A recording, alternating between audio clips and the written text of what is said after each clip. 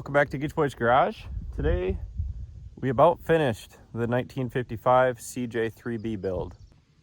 So this is what the CJ3 is looking like now. I am kind of calling it finished, but not really, because it still needs a roll cage and a few other things like a winch.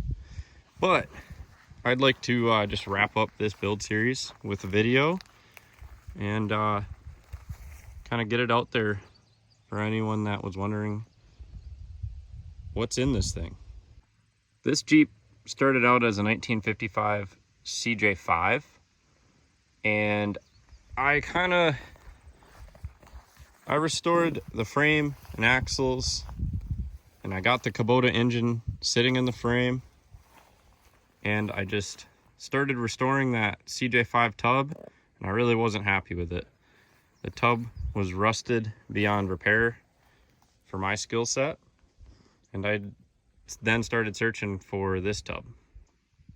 I found this tub on Facebook Marketplace for a reasonable price, and I decided to switch this thing over to a CJ3B.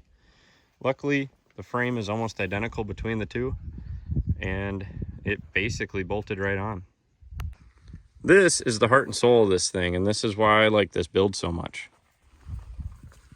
As you can see, little intercooler snuck behind the grill. So this is a V1903 Kubota diesel. This would be found in early 2000s Kubota tractors and Bobcats, skid steers. And I found this turbo on eBay for super cheap. It is a KO4 from a Volkswagen car. And I ran it intercooled through the front, as you saw, into this motor. With this turbo, I estimate this engine makes about 100 horsepower, which doesn't sound like a lot, but from the factory, these had a 4-cylinder gas engine that made about 70 horsepower. And this has about twice the torque of that original gas engine. The adapter I sourced from Overland Diesel from Canada. And they are an awesome company to work for. If you're thinking about doing a swap, I wouldn't go to anywhere else except for Overland Diesel. They have amazing customer support, and they have a great product. I'm still running the factory Dana 25 and Dana 44 that came originally in this CJ5. I just freshened them up a little bit and replaced the gear oil.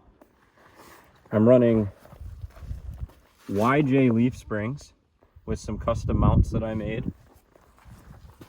This makes the Jeep ride a whole lot better than it did from the factory. For an exhaust, it's running a 2.5-inch downpipe to a 3-inch straight pipe, and it makes this thing pretty loud. It sounds cool though. For now, I am still running the factory seats and steering column and pedal set. I'm a pretty short guy, so these pedals don't bother me none.